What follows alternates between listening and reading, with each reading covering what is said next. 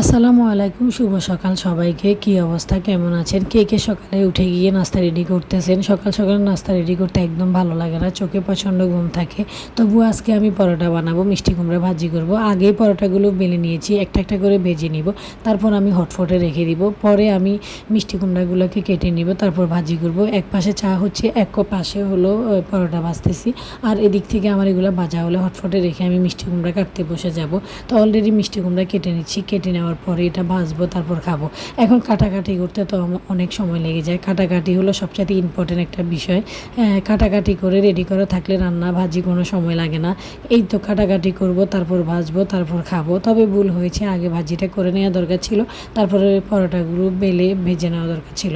তো আমি উল্টো করে ফেলেছি, আগে পরোটা ভেজে নিয়েছি, পরে ভাজি কাটতেছি। আচ্ছা যাই হোক, যেটা পেরেছি সেটাই করেছি। ঘুম চোখে ছিল, ঘুম ঘুম নিয়ে কাজ করতেছিলাম।